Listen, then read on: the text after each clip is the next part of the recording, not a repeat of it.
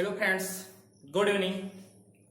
मैं रामकिशन मौर्य बालाजी इंस्टीट्यूट के online platform पर आप सभी प्यारे मित्रों का हार्दिक स्वागत करते हैं। आज हम जियोग्राफी की दूसरी क्लास लेकर के आए हैं, जहां पर हम जियोग्राफी की पहली क्लास में भारत की नदियां पढ़ना शुरू किया था। वहीं पर हम सब लोग आज जियोग्राफी की दूसरी क्लास में जो भारत की गंगा नदी को पढ़ रहे थे, जो हमारे भारत की सबसे लंबी नदी है, आज उसको हम लोग पूरा कर लेंगे। तो हमने आप सब लोग उस दिन पढ़ाया था कि जो भारत की नदियां हैं उनको दो भागों में विभाजित किया गया है। नंबर 1 हिमालयी नदियां, नंबर 2 प्रायद्वीपीय नदियां। हिमालयी नदियां वे नदियां होती हैं जो हिमालय क्षेत्र से निकलती हैं, अर्थात जिन नदियों का उद्गम स्थान हिमालय या हिमालय क्षेत्र है उनको हम सब लोग क्या कहते हैं? हिमालयी नदियां कहते हैं। इनको हम सब लोग बारहमासी नदियां भी कहते हैं, सदाबहार नदियां भी कहते हैं। कुछ ऐसी नदियां होती हैं जो प्रायद्वीपीय भारत की नदियां हैं, जो हमारे दक्षिण भारत में उद्गम स्थान भी वहीं पर हैं और वो कहीं न कहीं जाकर के अरब सागर में गिर जाती हैं या बंगाल की खाड़ी में गिरती हैं जाकर के। उनको हम सब लोग प्रायद्वीपीय नदियां कहते हैं। और यह नदियां क्या होती हैं? ये नदियां कैसी होती हैं? ये बरसाती नदियां होती हैं। ठीक है, तो यहीं पर हम सब लोग भारत की गंगा नदी पढ़ रहे थे। हमने बताया था आपको हिमालयी नदियां को मैं 3 नदियों में पूरा पढ़ा दूंगा। 3 नदियां पढ़ाऊंगा, उसमें पूरी हिमालयी नदियां समाप्त हो जाएंगी। पहले आपको गंगा नदी अपवाह तंत्र पढ़ाऊंगा, दूसरा आपको सिंध नदी अपवाह तंत्र पढ़ाऊंगा, तीसरा ब्रह्मपुत्र अपवाह तंत्र पढ़ाऊंगा। इन तीनों अपवाह तंत्रों में हिमालयी नदियां पूरी तरह से कंप्लीट हो जाएंगी। तो आज हम सब लोग शुरू करते हैं और इस वीडियो को आगे की ओर चलते हैं। सभी लोग इस वीडियो को लाइक कर दीजिएगा और शेयर कर दीजिएगा। यह क्लास से UPSI, PET, super TET, railway, group D के लिए, इन सब के लिए जियोग्राफी में जहां पर जियोग्राफी आती है वहां पर यह क्लास के लिए बहुत सफिशिएंट है। चलिए आगे हम सब लोग चलते हैं। देखिएगा, तो हम लोग पढ़ रहे थे क्या? गंगा नदी। क्या पढ़ रहे थे? गंगा नदी। तो हमने आप लोगों को बताया था कि जो ये गंगा नदी है, ठीक है, इसका उद्गम स्थान कहाँ से है? समझिएगा मेरी बात को। हम सब लोगों ने आज फिगर के माध्यम से पढ़ते हैं। हमने जितना उत्तराखंड में था हम सब लोग उतना पढ़ चुके थे, फिर भी जरा सा हम रिवीजन कर लेते हैं। हमने बताया था एक ग्लेशियर पाया जाता है, सतोपे ग्लेशियर। सतोपे ग्लेशियर के पूर्वी भाग से एक नदी निकलती है जिसको हम सब लोग क्या कहते हैं? विष्णु गंगा। और पश्चिमी क्षेत्र से उस सतोपे ग्लेशियर की एक नदी निकलती है जिसको हम सब लोग कहते हैं धौली गंगा। आप समझिएगा, विष्णु गंगा आगे की ओर बहती है और धौली गंगा आगे की ओर बहती है। जहां पर ये एक दूसरे को मिलती हैं, उस नदी को हम सब लोग क्या कहते हैं? उस स्थान को हम लोग क्या कहते हैं? विष्णुप्रयाग। फिर यह नदी आगे की ओर बढ़ती हुई चलती है और इस नदी के उत्तर की ओर से एक नदी निकल के आती है, पिंडारी नदी। वह आकर के इस नदी के कर्णप्रयाग नामक स्थान पर इस नदी में क्या हो जाती है? सम्मिलित हो जाती है या अपना पानी इस नदी को दे देती है। ठीक है, उसके बाद इस नदी के एक दक्षिण की तरफ से कह दीजिएगा एक नदी आती है, मंदाकिनी नदी, जो इस नदी के कहा? रुद्रप्रयाग नामक स्थान पर इस नदी में मिल जाती है, उसमें अपना पानी दे देती है। फिर अगली एक नदी है गंगोत्री ग्लेशियर। ठीक है, गंगोत्री ग्लेशियर से एक नदी निकलती है, कौन सी? भागीरथी नदी। आर मतलब रिवर यहाँ पर है, नदी। तो जो आकर के देवप्रयाग नामक स्थान पर इस नदी में आकर के मिल जाती है। समझिएगा मेरी बात को, ठीक है, देवप्रयाग नामक स्थान पर आकर के मिल जाती है। अभी जब तक ये भागीरथी नदी नहीं मिलती इसमें, इस नदी का नाम जो है, इस नदी का नाम है अलकनंदा नदी। कौन सी ना? अलकनंदा नदी।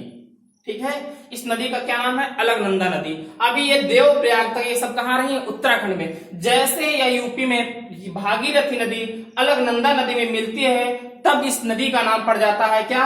गंगा नदी। अर्थात जब ये उत्तर प्रदेश में प्रवेश करती है, इसका नाम है क्या पड़ जाता है? अब गंगा नदी। चलिएगा, अब देखिएगा, इस गंगा नदी में एक आपकी कुमायूं हिमालय से एक नदी निकलती है जिसका नाम है रामगंगा नदी। यह आकर के कन्नौज स्थान पर, कन्नौज नामक स्थान के पास एक स्थान पर आकर के इस गंगा नदी में अपना पानी दे देती है। देखिए पूछा क्वेश्चन कैसे आता है, पूछा जाता है कि मंदार भागीरथी नदी किस ग्लेशियर से निकली है, तो आपको क्या बताना होगा, गंगोत्री ग्लेशियर। दूसरी बात पूछा जाता है भागीरथी नदी अलकनंदा नदी में जिस स्थान पर मिलती है उस स्थान का नाम क्या है, तो उस स्थान का नाम क्या है, देवप्रयाग। चलिएगा ठीक है। फिर एक रामगंगा नदी आती है और इस कहां पर आकर के गंगा नदी में मिल जाती है, कन्नौज में। अब देखिएगा पूछा जाता है गंगा नदी की सबसे बड़ी सहायक नदी, समझिएगा उत्तराखंड से एक नदी निकलती है, ठीक है, जिसको हम सब लोग क्या कहते हैं, यमुना नदी। ये कौन सी नदी दिया है, यमुना नदी है, यमुना नदी। अब देखिएगा यह पूछा जाता है यमुना नदी है, ये कहां, हिमाचल प्रदेश से होते हुए दिल्ली के से होते हुए कहां आती है, जब ये आपके कहां प्रवेश करती है, उत्तर प्रदेश में। तो उत्तर प्रदेश में इटावा नामक स्थान पर इस नदी की एक सहायक नदी चंबल नदी आती है, जो अपना पानी इस गोमती नदी में, यमुना नदी में दे देती है। पूछा जाता है यमुना नदी की पहली सहायक नदी, तो कौन सी नदी हो जाएगी, चंबल नदी।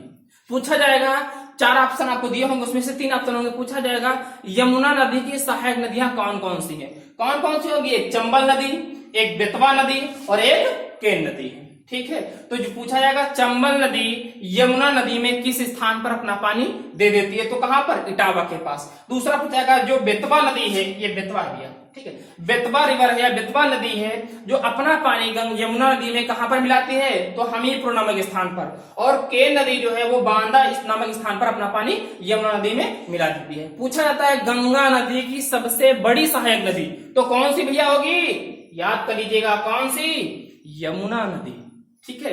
अब देखिएगा अगली बात चलते हैं हम लोग। अब देखिएगा पूछा जाता है यमुना नदी गंगा नदी में कहां पर अपना पानी देती है, या गंगा नदी में कहां पर मिल जाती है, तो वो भैया स्थान है कहां, प्रयागराज, अर्थात जिसको हम सब लोग क्या कहते हैं, संगम, ठीक है। तो यमुना नदी गंगा नदी पे कहां पर मिली है, प्रयागराज में या इलाहाबाद में संगम में मिलती है, ठीक है। अब इस नदी में देखिएगा हम लोग रामगंगा पढ़ चुके हैं। अब इस गंगा नदी के कहां से, चाहे आप ये कह लीजिए गंगा नदी से किधर की, उत्तर की ओर से एक कौन सी है, फुलहर झील। भैया पूछा जाता है फुलहर झील किस राज्य में स्थित है, उत्तर प्रदेश में। अगर पूछा जाता है फुलहर झील किस जिले में स्थित है, तो उत्तर प्रदेश के पीलीभीत जिले में। कहां पर स्थित है यह भैया, पीलीभीत में। आप समझिएगा मेरी बात को। पूछा जाएगा गोमती नदी का उद्गम स्थान क्या है, तो यदि स्थान पूछेगा तो पीलीभीत, यदि पूछेगा कहां से उद्गम हुई है, तो फुलहर झील से हुई है। अब समझिएगा ये गोमती नदी आती हुई है, बहती हुई आती है, और इसकी सहायक नदी एक सई नदी है। ये देखिएगा सई नदी पर, यहां पर भैया हम सब लोग हैं कहां, औरास, इस सई नदी पे स्थित है। अब देखिएगा ये जो सई नदी है वो लखनऊ के आगे अपना पानी गोमती नदी में दे देती है। उसके आगे यहाँ पर स्थित है कौन, सुल्तानपुर। ये कौन नामक स्थान है, इस नदी के तट पर स्थित है, सुल्तानपुर। ये पर कौन भी है, ये स्थान नाम है, लिख लीजिएगा सभी लोग अपने कॉपी में, जौनपुर, ठीक है। ये आकर के अपना पानी कहां पर दे देती है आपको, ये अपना पानी गंगा नदी में मिला देती है। ये पूछा जाए गोमती नदी अपना पानी गंगा नदी में कहां पर मिलाती है, तो आप लिख लीजिएगा भैया, गाजीपुर में। कहां पर, गाजीपुर में। आप समझिएगा। इसके बाद अगली एक नदी आती है टोस नदी, बहुत इंपॉर्टेंट है टोस नदी। पूछा जाता है टोस नदी की सहायक नदी कौन सी है, तो भैया एक इसकी सहायक नदी कौन है, बेलन नदी, जो कहां से निकली है, अमरकंटक पठार के दक्षिण की ओर, पश्चिम की ओर से नदी निकली है बेलन नदी। वो कहां जाकर के अपना पानी टोस नदी में दे देती है, और टोस नदी अपना पानी ले जाकर के कहां देती है, गंगा नदी में। किस स्थान पर, सिरसा नामक स्थान पर। फिर आगे की ओर गंगा नदी अब बहती हुई चलती है। अब आगे की ओर चलती है तो एक नदी फिर आती है उत्तर की ओर से, जो कौन सी भैया, घाघरा नदी। कौन सी नदी, घाघरा नदी। यह आगे की ओर बहती हुई, यहां पर देखिए भाई ये कौन सी नदी है, अगर पूछा जाए आपसे, तो ये भैया नदी है एक राप्ती रिवर, ठीक है। इस राप्ती नदी के तट पर कौन स्थित है भैया, गोरखपुर। चलिएगा ठीक है, गोरखपुर। यह पानी को पूछा है, राप्ती नदी अपना पानी घाघरा नदी में किस नामक स्थान पर देती है, तो देवरिया में। यह पानी बहता हुआ छपरा नामक स्थान में यह घाघरा नदी अपना पानी गंगा नदी को पूरा दे देती है, अर्थात गंगा नदी में सम्मिलित हो जाती है, समाहित हो जाती है। फिर यह गंगा नदी आगे को बढ़ती है। तो अब देखिए भैया, ये भी बहुत इंपॉर्टेंट, वेरी इंपॉर्टेंट, कर लीजिएगा टिक। पूछा जाता है सोन नदी का उद्गम स्थान, तो भैया कहाँ है? अमरकंटक का पठार। सोन नदी का उद्गम स्थान कहाँ है? अमरकंटक पठार। अमरकंटक पठार से सोन नदी निकलती है, जो पटना में अपना पानी गंगा नदी को दे देती है। फिर ये नदी आगे को बढ़ती है। अब इधर से एक नदी निकलती है, देखिए छोटी छोटी कई 4-5 नदियां निकली हैं, ठीक, उत्तर की ओर से।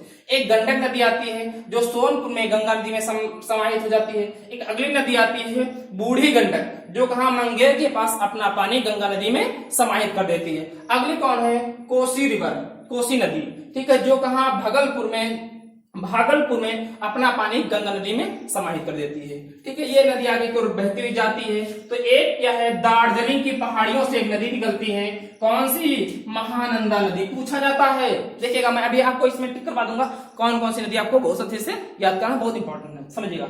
दार्जिलिंग की पहाड़ी से एक नदी निकलती है महानंदा नदी, जो कहां पर आकर के पश्चिम बंगाल के थोड़ा सा पहले आकर के इस नदी गंगा नदी में समाहित हो जाती है। अब देखिएगा यहां से बहुत इंपॉर्टेंट क्वेश्चन पूछा जाता है। ये देखिएगा, जहां से गंगा नदी के 2 भाग हो जाते हैं, ठीक है, एक भाग चला जाता है कहां? बीडी मतलब बांग्लादेश, और दूसरा भाग इसका कहां आता है? वेस्ट बंगाल। अब 2 भाग के नाम क्या है? देखिएगा जी, यह इस बाग कहां से अलग होता है पूछा जाएगा। ये क्या नाम है इसका? लिख लीजिएगा, फरक्का बांध, ठीक है। फरक्का बांध जो है आपके, ठीक है, यहां से क्या होता है? 2 नदी, गंगा नदी के 2 भाग हो जाते हैं। एक बांग्लादेश चली जाती है, जो गंगा नदी का पानी बांग्लादेश में जाता है, उसको हम सब लोग क्या कहते हैं? बांग्लादेश। हम लोग जिसको गंगा नदी कहते हैं बांग्लादेश में, उसको किस नाम से पुकारा जाता है? पद्मा नदी के नाम से पुकारा जाता है। इसका दूसरा पानी जो आता है, वो दूसरा भाग, वो वेस्ट बंगाल, पश्चिम बंगाल में हुगली नदी के नाम से जाना जाता है। यह अपना पानी बहते हुए आती है, गंगा नदी का भाग है। एक यहाँ पर दामोदर नदी निकलती है, ये दामोदर नदी हुगली नदी में अपना पानी समाहित होकर के ये दोनों नदियां सम्मिलित रूप से जाकर के बंगाल की खाड़ी में अपना पानी छोड़ देती हैं। और ये पद्मा नदी बंगाल से होते हुए ये भी कहां चली जाती है? बंगाल की खाड़ी पर। चलिए ठीक है, अब समझिएगा भैया, एक बार इसको हम लोग देख लेते हैं बहुत अच्छे से। पूछा जाता है देखिए कौन कौन से क्वेश्चन पूछे जाएंगे। सबसे पहला क्वेश्चन सभी लोग नोट कर लीजिएगा, ठीक है। पहला क्वेश्चन पूछा जाएगा गंगा नदी की सबसे बड़ी सहायक नदी, तो आपको कौन सा कहना भैया? यमुना नदी, यमुना नदी, यमुना नदी, ठीक है। दूसरा क्वेश्चन क्या पूछा जाएगा? यमुना नदी की सहायक नदियां कौन कौन है? तो आपको 3 क्वेश्चन है। कौन कौन 3 नदियां हैं? चंबल नदी, बेतवा नदी, केन नदी। पूछा जाएगा आपसे कि चंबल नदी यमुना नदी में कहां पर अपना पानी छोड़ती है? इटावा के पास। बेतवा नदी कहां पर अपना पानी छोड़ती है? हमीरपुर के पास। केन नदी अपना पानी कहां पर छोड़ती है? बांदा नदी के पास। यह सारा पानी यह यमुना नदी लेकर के प्रयागराज में अपना पानी कहां दे देती है? गंगा नदी में, ठीक है। दूसरा क्वेश्चन क्या पूछा जाएगा कि गंगा नदी का नाम गंगा नदी कब पड़ा? देखिएगा इसका नाम कहा? उत्तराखंड में अलकनंदा नदी था। जब अलकनंदा नदी में भागीरथी नदी आकर के मिलती है, तब उसके पश्चात भागीरथी नदी मिलने के बाद भागीरथी नदी कहां मिली है? देवप्रयाग में। इस देवप्रयाग के बाद यह नदी कहां प्रवेश करती है? उत्तर प्रदेश में। और उत्तर प्रदेश में जहां से प्रवेश करती है उसका नाम क्या पड़ जाता है? गंगा नदी। देखिए 2-3 क्वेश्चन इस पे टाइप्स बनेगा। यदि ऑप्शन में मिलता है कि भागीरथी नदी मिलने के बाद इसका नाम गंगा नदी पड़ा है, तो ये ऑप्शन सही हो जाएगा। ये ऑप्शन मिलता है राज्यों के स्तर पर, जैसे मिलेगा कि उत्तर प्रदेश में प्रवेश करने पर इसका नाम गंगा नदी पड़ा है, तो वो ऑप्शन सही हो जाएगा, ठीक है। यदि आपसे पूछा जाता है, क्या पूछा जाएगा कि धौली गंगा और विष्णु गंगा जहां एक दूसरे को आपस में मिलती है उस स्थान का नाम क्या है? तो विष्णु प्रयाग नाम है, ठीक है। सभी लोग उसको जल्दी से नोट कर लीजिएगा।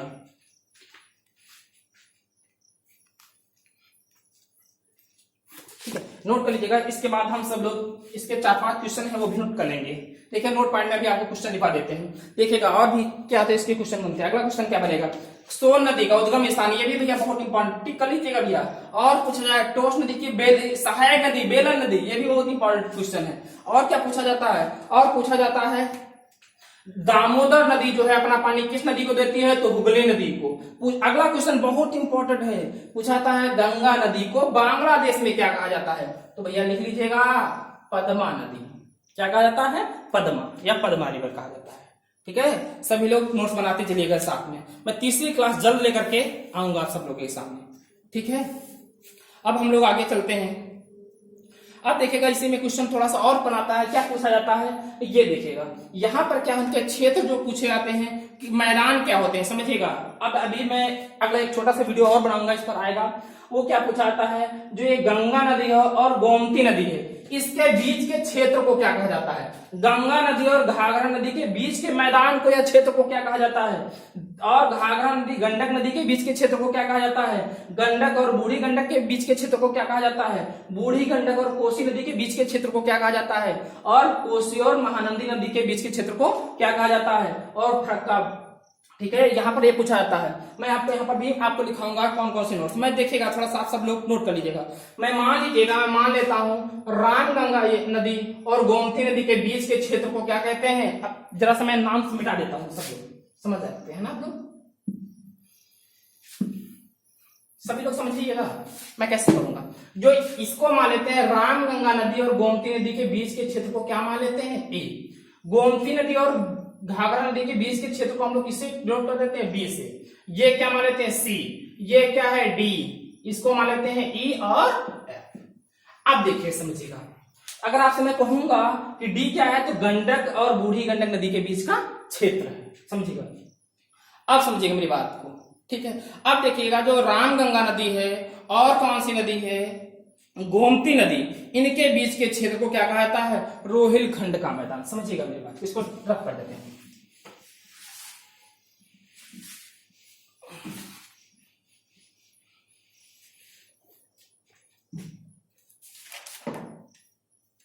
नोट सभी लोग डाल लीजिएगा भैया, सभी लोग। थोड़ा सा गंगा नदी के बारे में हम लोग लिख लेते हैं। गंगा नदी देखिएगा भैया, गंगा नदी के बारे में हम लोग 4-5 बातें लिखते हैं। ये क्या भैया समझिए, पहला क्वेश्चन क्या लिखेंगे, यह भारत की सबसे लंबी नदी है। दूसरा क्वेश्चन क्या बनेगा भैया, यहीं पर देखिए, नोट करिएगा। इसकी लंबाई जो है 2525, मतलब 2525 किलोमीटर। अगर पूछा जाए गंगा नदी की लंबाई कितनी है, 2525 किलोमीटर। अगला क्वेश्चन क्या पूछा जाएगा, गंगा नदी कितने राज्यों से होकर जाती है, तो लिखोगे यह 5 राज्यों से होकर गुजरती है। अगला क्वेश्चन और क्या बनेगा, यहीं पर समझिएगा, नोट करिए। ये राज्य कौन कौन से 5 राज्य हैं, समझिएगा भैया। उत्तराखंड यूके, दूसरा है भैया यूपी उत्तर प्रदेश, फिर है बिहार, बिहार मतलब बिहार हो जाएगा, ठीक है। अगला कौन है, झारखंड, JH, समझ जाएंगे ना आप सब लोग, झारखंड हो जाएगा। 1 राज्य, 2, 3, 4, और चौथा राज्य कौन है भैया, वेस्ट बंगाल, पश्चिम बंगाल। तो कौन कौन से अगर 5 राज्य पूछे हैं, उत्तराखंड, उत्तर प्रदेश, बिहार, झारखंड और बांग्लादेश। इन 5 राज्यों से गंगा नदी होकर के गुजरती है, ठीक है। अगर पूछा जाता है कि गंगा नदी सबसे ज्यादा किस राज्य में बहती है, तो भैया सबसे ज्यादा किस राज्य में है गंगा नदी, यूपी में। क्या है सबसे, अगर देखिएगा भैया पूछा जाता है लंबी नदी कितनी है, 2525 किलोमीटर। इसमें सबसे ज्यादा भाग कहां पर बहती है, सबसे ज्यादा इसका एरिया कहां लंबी है, सबसे लंबी नदी कहां आएगी, यूपी में सबसे ज्यादा भाग है। और कहां, झारखंड में। यहां पर भी नोट कर लीजिएगा, सबसे कम भाग, सबसे कम भाग, ठीक है।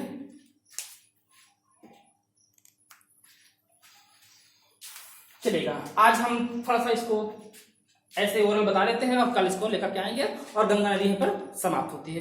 फिर अगले क्लास में, तीसरी क्लास में हम सब लोग क्या पढ़ेंगे, सिंधु नदी या सिंधुपा तंत्र, ठीक है। समझिएगा, जो रामगंगा नदी है और गोमती नदी, इसके बीच के क्षेत्र को हमने क्या कहा है, ए। तो ए को जो हम लोग कहते क्या है, जो ए है इसको हम सब लोग कहते हैं रोहिलखंड का क्षेत्र। समझिए जल्दी से, हम लोग लिख लेते हैं। अब समझिएगा, आप सब लोग करना जो ए, ये बी सी डी ई और एफ, ये क्या है, ये भैया मैदान है। पूछा जाएगा आपसे, हम ए को देखो भी कहेंगे कौन, ए जो है किसके किसके बीच का, रामगंगा नदी और गोमती नदी के बीच का क्षेत्र है। ए को हम सब लोग कहते हैं रोहिलखंड का मैदान। दूसरा जो है तुम्हारा गोमती नदी, और बी को हम लोग कहेंगे ये क्या है, ये अवध का मैदान आपका है। वैसे जो सी आपका है पूर्वी उत्तर का मैदान है। जो आपका डी है अर्थात गंडक और बूढ़ी गंडक नदी के बीच का क्षेत्र है, इसको कहते हैं सास का मैदान। बूढ़ी और उसके बाद बूढ़ी गंडक और कोसी नदी के बीच के स्थान को हम लोग कहते हैं मिथिला का मैदान। उसके बाद कोसी और महानंदा के बीच के, इसको हम सब लोग कहते हैं बंगाल का मैदान।